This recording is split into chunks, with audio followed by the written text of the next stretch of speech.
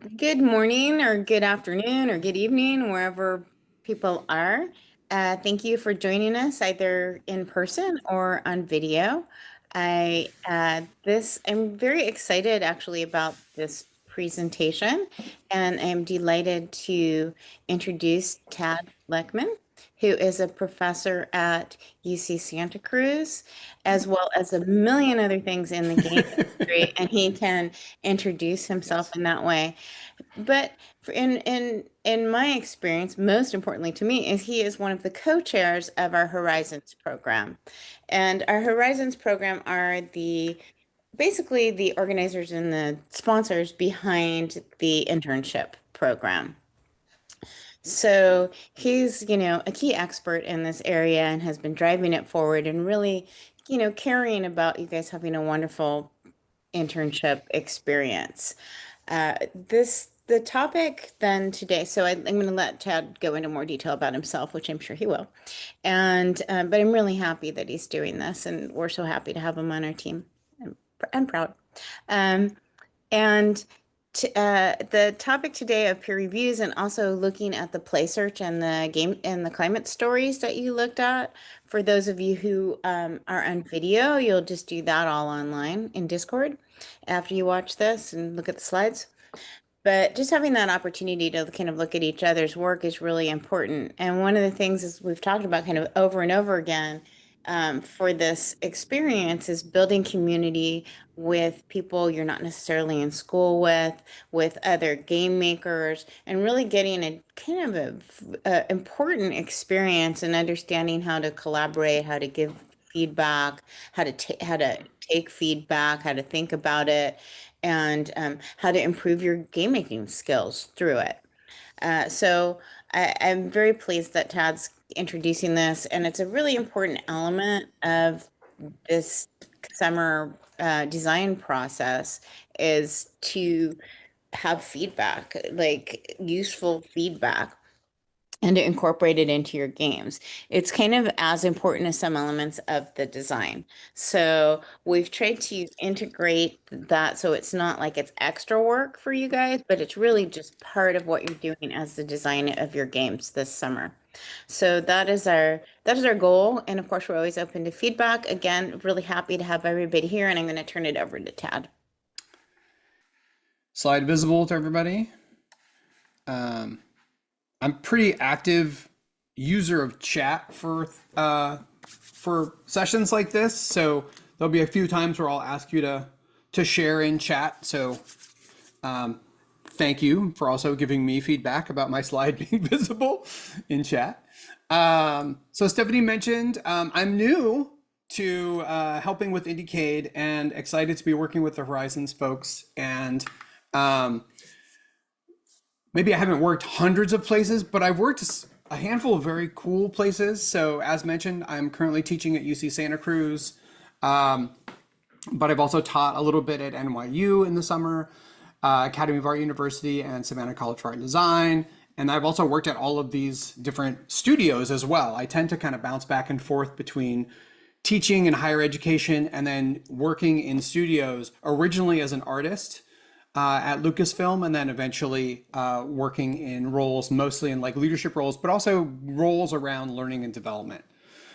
And so today we're going to talk about peer feedback a little bit. And um, one of the things that we have set up that we're going to use a lot, you've already been using it a lot, is the Discord server. And you'll be using your cohort's Discord channel to give and receive feedback. So each cohort will have 3 to 4 teams within that cohort. That will mean you'll have a finite number of teams to give and receive feedback to make it a little bit easier. And to help you make the most of that opportunity to give and receive feedback during the jam, and also hopefully to help you with giving and receiving feedback beyond the jam, I wanted to share some examples with you today. Stephanie's right. Not only is giving and receiving feedback really important to kind of improving your work, as we'll talk about in a little bit, but for those of you who are interested in careers in game development, in small studios and large studios as an independent. Um, it's a like incredibly intrinsic part of game development. Feedback is how games get made. Feedback is how games get better. But first off, we should talk about what kind of feedback we're going to talk about today, because there's two broad categories of feedback that we can give each other. One is feedback on the work, so the things that we make. And the other is feedback on behavior and the things that we do. But today, we're going to focus on giving each other feedback on the work that we're doing during the Climate Jam. So I mentioned a couple of things, but I wanted to talk a little bit about like, what is the goal? Like, why are we giving and receiving feedback to each other in chat? Like, what is the goal of feedback? Why are we giving each other feedback? Yes, multiple perspectives help improve the work, for sure. That's a really important one. Yep. Yes, learning from things we don't notice ourselves. We're not as aware of the work that we're working on because we're too close to it. We're too close to our work. Yes, also to see if things work. You may think they work because you have all of the information about what you're trying to do. Putting it in front of someone else gives you a chance to see if it's working for real, or if it would work for other people. Oh, very good, Mohammed. Like seeing mistakes early rather than when it's later. Very good. So it's another important factor of feedback is you want your feedback solicit feedback as early as you can.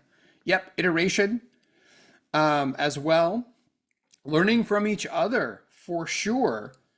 And then, Belle, I'm going to talk about playtesting specifically towards the end because it is the best way for game developers to give and receive feedback for sure. Yes, you do overlook things because you already know how your game is supposed to work. You fill in gaps. And yes, double checking, just getting a gut check. Like, am I doing what I'm intending to do?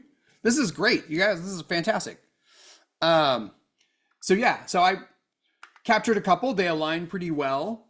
We've actually covered more things in chat than this, but the main goal, the overarching goal on getting feedback about your work is to make your game better, right?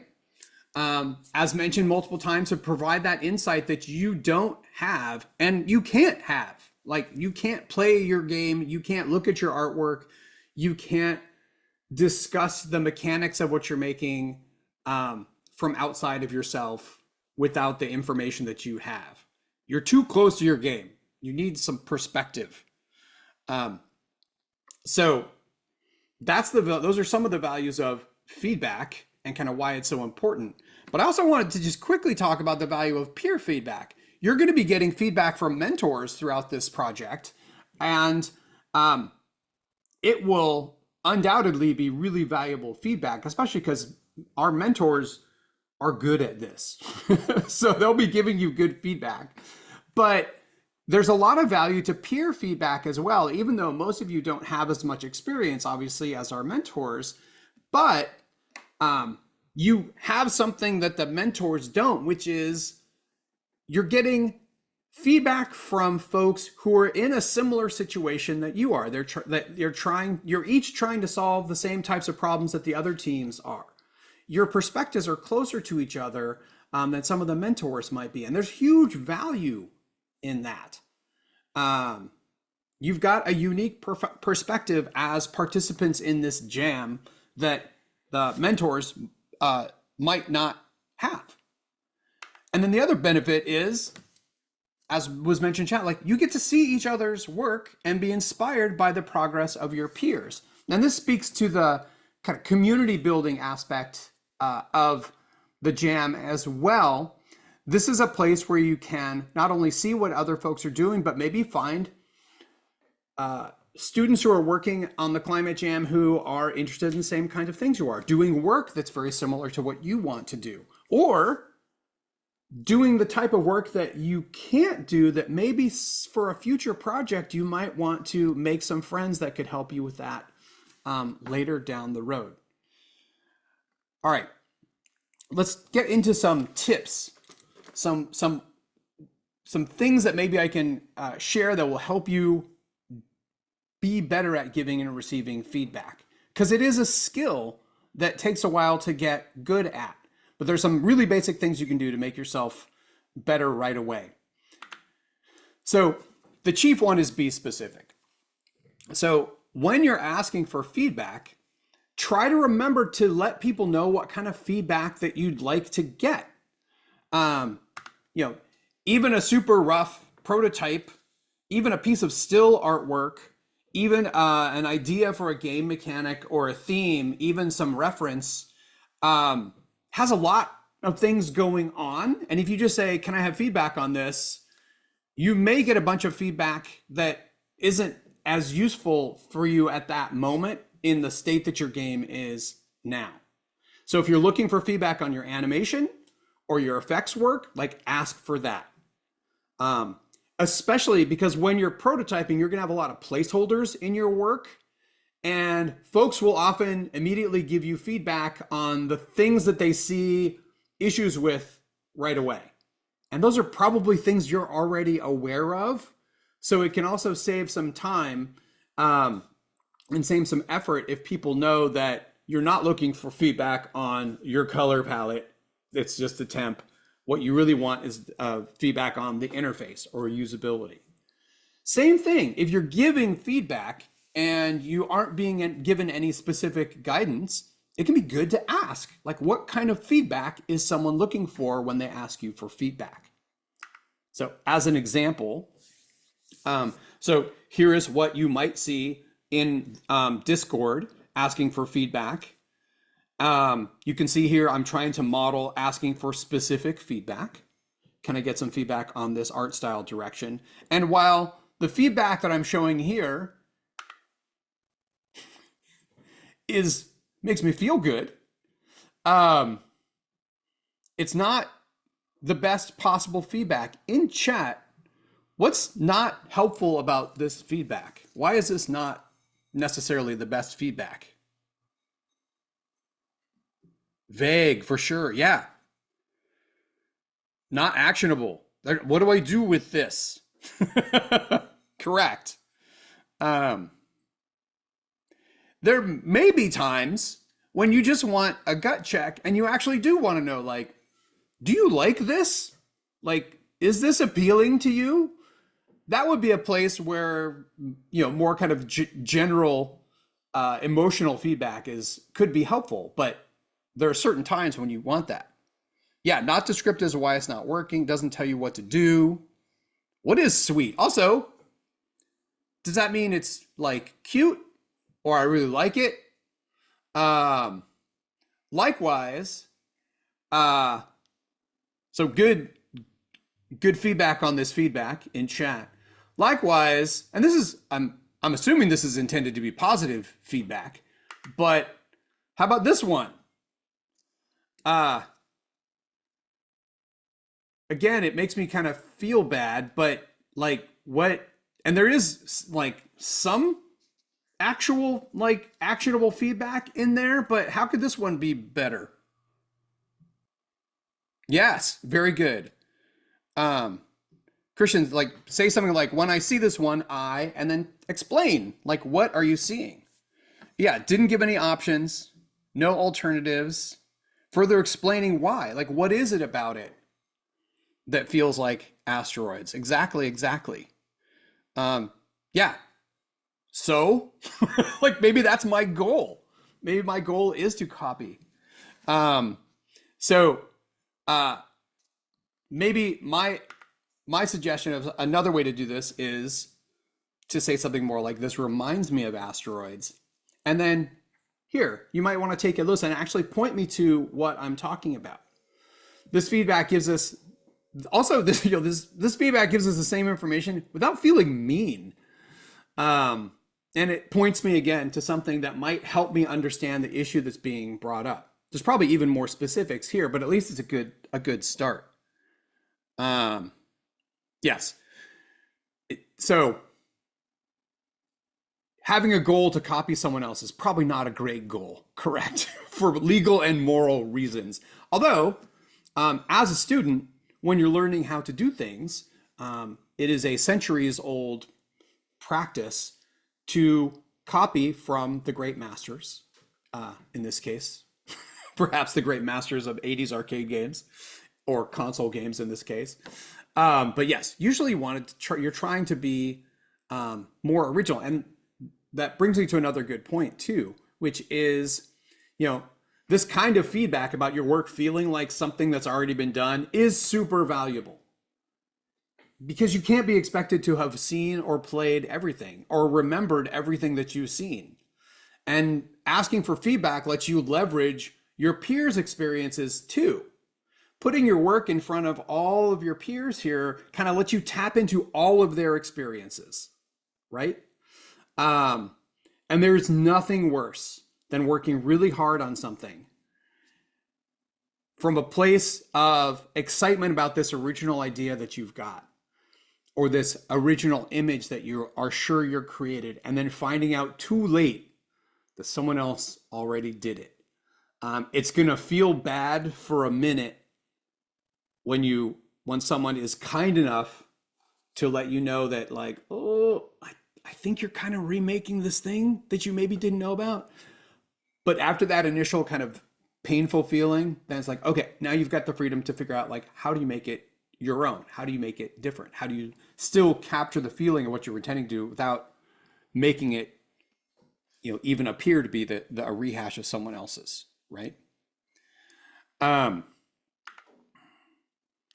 me give you a practical tip that I already have seen and had a problem with in Discord with your assignments you've been doing already. Make sure that the people you want feedback from can access the thing you want feedback on. Make sure that if you're sharing a Google Doc, you're sharing images. Obviously, it's one of the benefits of Discord is we can actually put documents straight into Discord rather than pointing to them. But sometimes you want to point to a Google Doc, for instance, if you've got some design work you want feedback on. Make sure that people can get to it, and don't worry too much about like keeping things secure. Usually, when this happens to me, it's because things are set up to default to not sharing with everybody, and I don't check the sharing settings before I send someone a link. So just to always double check.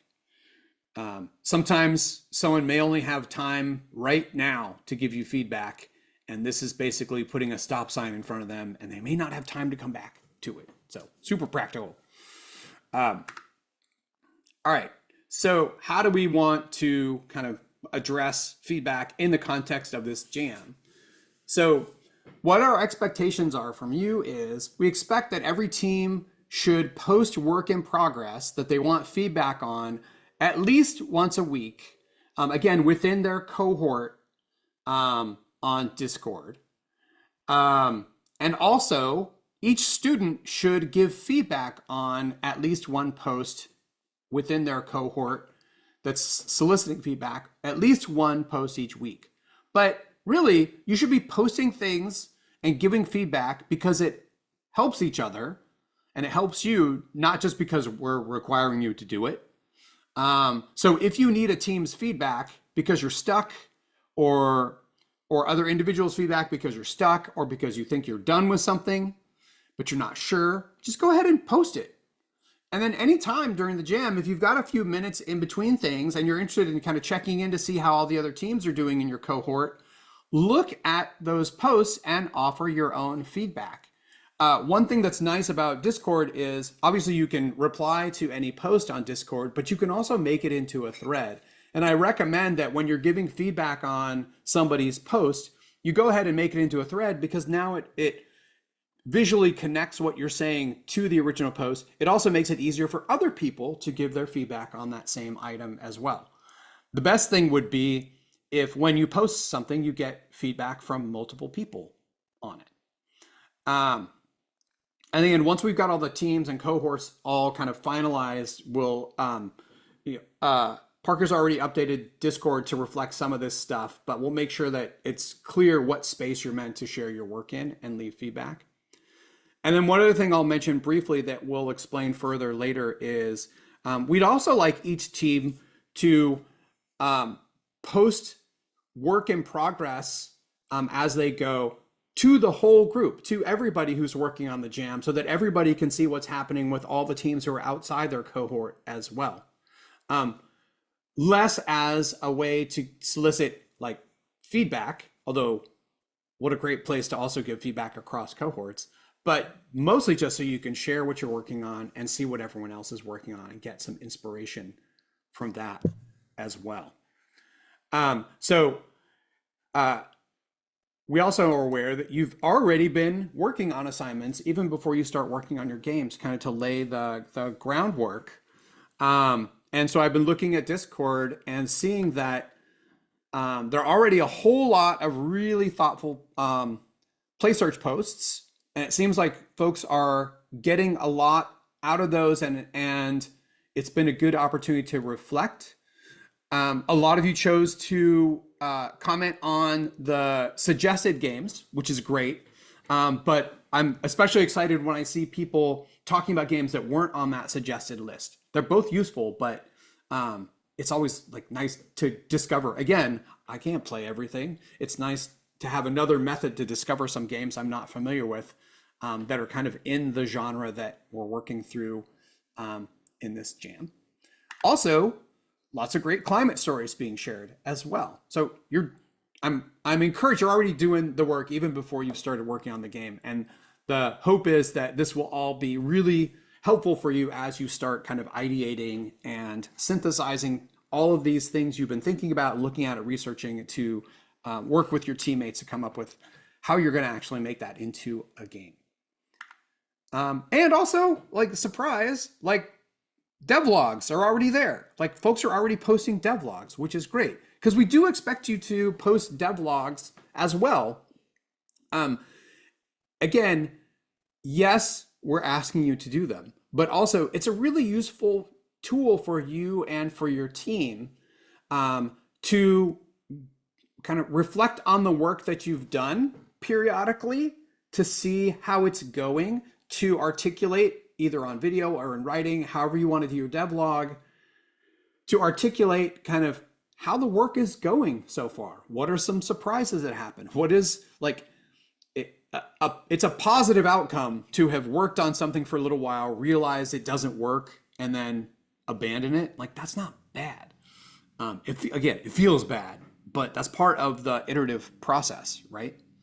So devlog is, yes, it's to share with others what's happening, but it really is a tool, kind of an introspective tool for you as a developer to think about your process, think about the progress that you're making, and also remind yourself how much work you're doing, because you're going to be doing a lot of work. Okay. Questions about giving or receiving feedback? That was very high level. We can take a couple of questions. If you want to put questions in chat, that's fine. And then we'll see if Parker or Stephanie have any other words of wisdom before we wrap up this session. Questions in chat or raised hands if folks want to come on mic are okay too. When you get feedback, what's your next step on how to use that feedback? Oh, the most important thing. Like, great, thanks for the feedback. What do I do now? A couple of things. There's some feedback you're going to get that does not apply, that given that you know kind of how you needed to use that feedback may not necessarily be good feedback. Regardless, a good practice is to thank the person who gave you the feedback, since they did the work of engaging with your work and letting you know about how they feel about it and giving them answers to the questions you may have asked. So thank the person for feedback. Then look at it yourself objectively. Make sure you understand what the feedback is. It's also okay to go back to the person and say, like, I think you're saying this, but I'm not sure. I just want to make sure. Like, so make sure you understand the feedback as well, and then figure out if it's useful for you. It may not be. They may not have understood. Also, sometimes, you don't have to use every piece of feedback. And if you get a thread on Discord of feedback from multiple people, sometimes people give you the opposite feedback from one another, and then you have to decide how you want to use it. So that's it. But that's really the short thing is like acknowledging and thanking the person for the feedback, assessing how useful it is to you, and then figuring out how you want to implement it as well. Christian says, which would you say is better, confirming something you ask about in feedback, or asking for advice on what to do more? Is it dependent on the situation? I think it is dependent on the situation. And I think you'll know if you've got a question, you can always like follow up. It's always nice though when you ask for feedback and it validates what your gut feeling was, but it doesn't always. And both situations are useful. Mohammed says, I prefer people were brutally honest. However, I don't think this is the best way to provide feedback to others. How can you reconcile about giving the best, most honest feedback without hurting feelings? So two things. One that you can do to help each other. Mohammed, I think it's okay if you post something for feedback, in addition to saying what kind of feedback you'd like, it's also okay to say what form you'd like that feedback to take. If you are okay with people being brutally honest, you can say that, and that will help people understand how to do that. But there is an art to giving, somewhat blunt, direct feedback and not making it feel mean, especially in text, because that's a form that does, you can't get your feeling across. Kind of, you don't see facial expressions and emotions. So like I did with the example of you copied asteroids, which feels mean, see if you can find a way to give that feedback that it is direct, that maybe it points to something, that you explain it a little bit more, to give additional context. And also, everyone should assume nobody giving feedback as part of the climate jam is intending to give mean feedback. So also assume everyone's being kind with the gift they're giving you of feedback. All right, one more. So thank you for the presentation. You're welcome. Thank you for that feedback. Would you say you need to be well versed in a certain area to give feedback on it? Maybe. If someone's asking for specific feedback, so if someone shares even just like a snippet of code and you don't know about programming, yeah, you probably shouldn't give them any feedback. Or if someone asks for some specific art feedback and you don't have the experience to give them that feedback about like color choices or proportions, then it's okay to not give that feedback. But if they're asking for broad feedback, like, does this make sense? Is this user interface confusing? If you can give feedback kind of as a player, or as a developer, or certainly if you do have information in that area, yeah, absolutely. But don't feel compelled to need to give feedback on everything. This is where you need to kind of assess your own expertise and ability to give feedback in regard to the type of feedback being solicited. Jason said, generally found that feedback says you should do this is a lot less helpful than saying this part of the project made me feel this way. Correct. Or I had a question about this. I wonder if this would work. Or I was confused by this. These are all great. Like Jason, there's also really good insight for giving feedback on playtesting as well. We could do a whole 2 hours on playtesting. In fact, that's something I should probably leave you with is for the type of work that you're doing right now, that you'll be doing over the next few weeks, like a playtest is the best mechanism for getting feedback. So once you get into your cohorts and start kind of making friends, and again, encourage, one of the reasons we ask you to post feedback within your cohort is also a mechanism to get to know each other. Teams within a cohort should take like advantage of inviting each other to play each other's games. As soon as you have something playable, invite other folks to play it and give you feedback on it.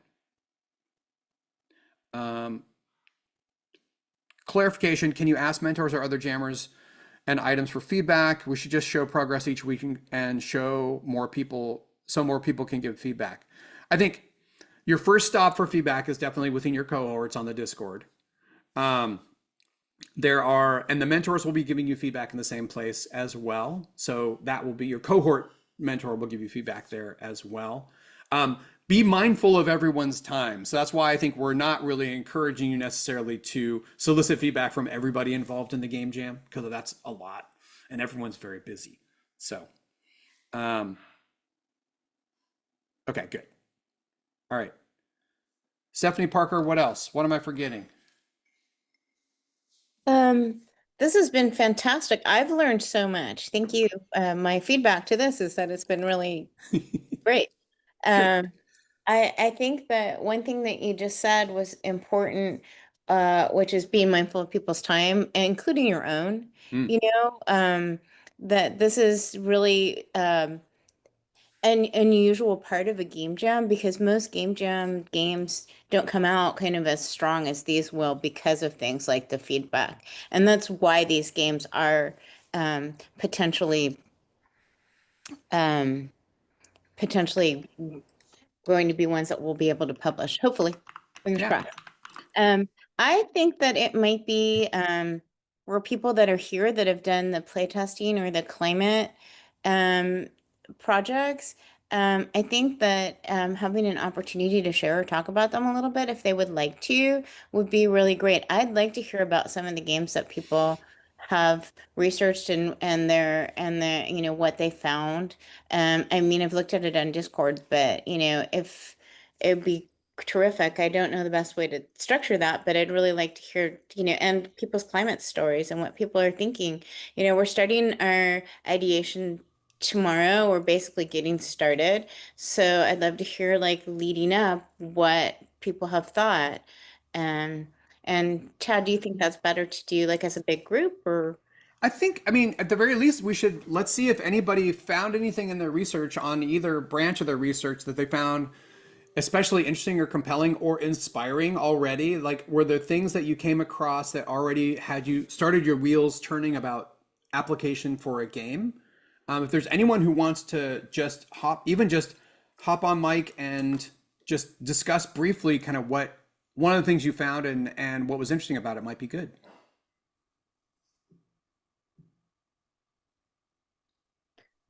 Christian. Yeah, hello.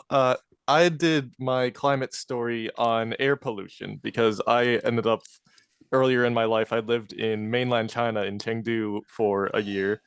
My Yeah. dad's an international art teacher. So we were there and we oftentimes had to monitor the air pollution because some days it would be actually unsafe. We had to end up wearing masks, which was crazy because this was before COVID. Yeah. So I found that very compelling. And when it comes to applying that to a games, like air pollution and pollution in general is a really interesting angle to take. Because like when I think of air pollution, I think of like suffocating fog that could translate really well into game mechanics, I feel like. Great. Yeah, that's good. I also want to say I was thinking about that this week too because I was reading the news about the wildfires in Canada, and I wasn't actually paying attention to the wildfires as much as I was to the all the coverage on the air pollution and the Hmm. what's happening in the Midwest. And it's like one of those parts um, of climate natural disasters that I think isn't covered as much. Yeah, exactly. Like it's not just the fires themselves. It's a lot of the time people more have to be concerned about the after effects because like these massive fires happen and then all the wind currents bring the smog way further than you might think at a first glance.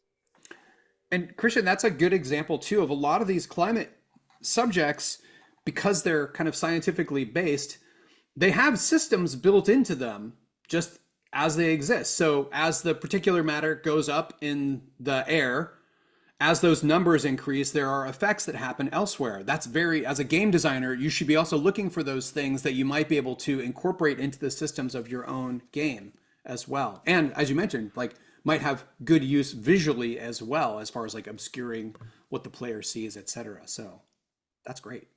Mm-hmm. Thank you for sharing. Yeah, thanks. Who else? Well, if people don't want to share, we don't have to, but Yeah. Uh, it does seem like an opportunity to maybe even share some of the games you all played that had an impression. iPhone is raising their hand. Sorry, that's it's Chris. I forgot to change my name coming into the meeting. All Um, good. so I think I did see a couple people mention this game, and I played this game. It's called Terra Nil, um, and it was a game on. It was a Netflix game, I think, or it was a game developed for Netflix, and it became a mobile game as well. Hmm. And it's a pretty fascinating game because it doesn't. The way I saw it was that it didn't necessarily just um, inform players on how climate change is affecting, uh, the climate of the world generally, but it's also affecting ecosystems. And I Hmm. thought that was pretty interesting, and that if we were to make climate games, I think that would be a thing to include. Is not just the thing that is getting impacted that we're talking about specifically. Like the game that I want to make has a lot to do with trees, Hmm. but including the environment around it and showing that there's animals that live in those trees and plants that grow around those trees as well. Having them do something in the gameplay could be interesting, or having them just be there is something that I don't think we really that I really thought about much until I played that game, and could be useful for other people as well. Yeah, I think don't feel like your game needs to offer a solution to the problem, even just making folks aware and also helping them have some empathy, like you said, like understanding the environment that's under attack, that's vulnerable, um, can be like another vector as far as like what kind of impact you want to have on your players. I think when we talk about solutions, we're really talking about strategies. Hmm. And so, strategies to, kind of mitigate what's happening. Like, I don't know what you're doing with trees, but like trees are a really big strategy. Yeah. Um, that is really helpful, like against heat. So I think that, if you're thinking about solutions as strategies, then it's really a great way to think about that in terms of like the overall design and mechanic of your game in that way. And also the what you discovered about Terranel is really great and important, and it really is. It's complex, right? Our environment is really complicated. It's a complicated interwoven system, and even these disasters.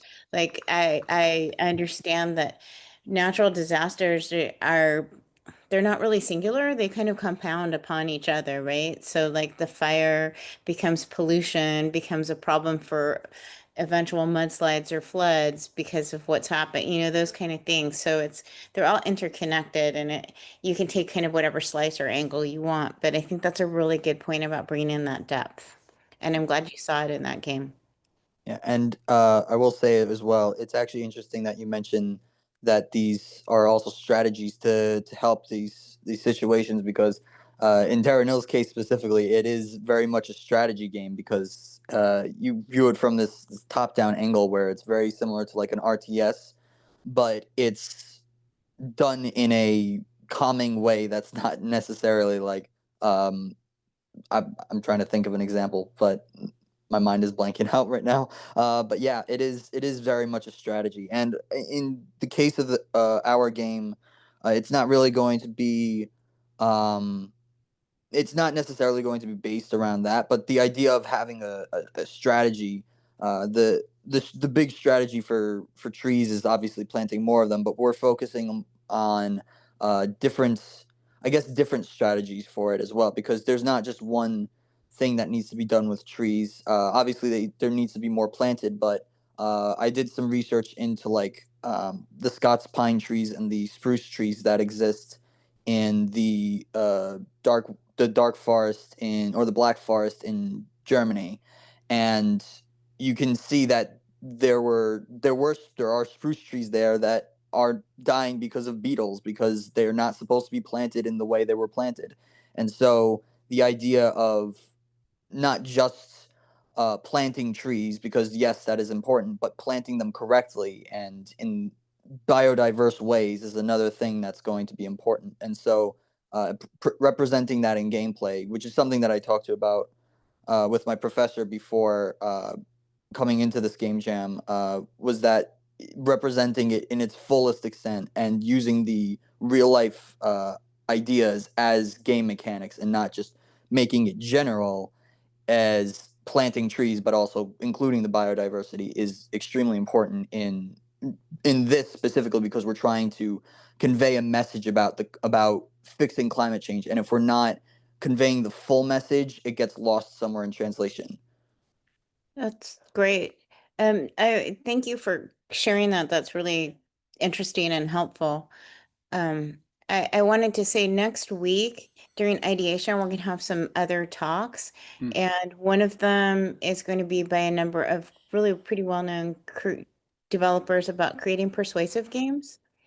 So thinking about, or I think they call them transformational games, but games that kind of like make you want to do something, like so you don't just play the game, but you actually like come out wanting to do something or to take some kind of action, which is, one good approach for like what you're talking about with trees. So I recommend you go to that one. And another one we'll have is about disinformation and misinformation and so I think in the previous, whoever spoke previously, it's kind of relevant for how people respond to disasters. Like in North Carolina, where people were turning the people trying to help away because they were getting misinformation about it, kind of making the situation worse. So those are two really important things that you can build strategies around. Um, and then, did you have anything to add, No, Tad? that was great. Yeah, Uh, there's those talks are like Stephanie and I were talking yesterday about just how many great people we had lined up and how willing people were to volunteer their time to share their knowledge with you. So definitely make an effort, again, being aware of your own time limitations, but make an effort to attend as many as you can or watch the recordings of as many of them as you can. Even if you just dip in and see if it's something that you feel like you've got would get some use out of. But they're all great, and you never know where you're going to get some inspiration or something that's going to help you along the way. So take advantage. Um, thank you. That's absolutely right. We've got a lot of people working on bringing great speakers in, and we'll keep having more. Dor, I want to just respond to what you said because one of our key climate scientists has talked about how heat, in particular, is Mm, actually um, the biggest kind of natural disaster that's out there. And it affects people in so many different ways. And he also talks about exactly what you said when you can't count on the government, exactly what it is about counting on people together and the kind of strategies.